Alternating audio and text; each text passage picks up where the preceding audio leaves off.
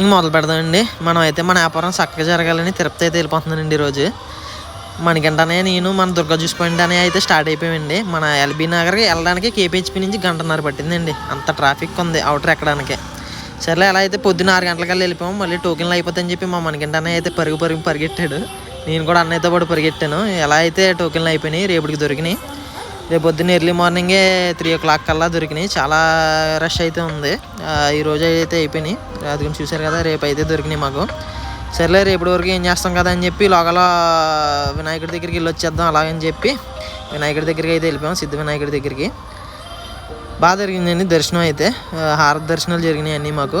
ఆ తర్వాత మనం అలాగా గోల్డెన్ టెంపుల్ కాడ చూసేద్దాం, ఎలాగ అక్కడ దాకా వెళ్ళాం కదా అని గోల్డెన్ టెంపుల్ కాడ విజిట్ చేస్తాం. నిజంగా లక్ష్మీదేవిని చూస్తుంటే కళ్ళు ఆర్పకుండా చూసానండి. తర్వాత ఇంకా మళ్ళీ టైం అయిపోతుందని తిరుపతి అయితే వస్తాం. రేపు ఆ వెంకటేశ్వర స్వామి దర్శనం అయితే చాలా బాగా జరగాలని కోరుకుంటున్నాను. రేపు శనివారం కాబట్టి చూద్దాం. రేపు వీడియోలో కలుద్దాం, ఎలా జరిగిందో చెప్తాను. ఉంటా మరి.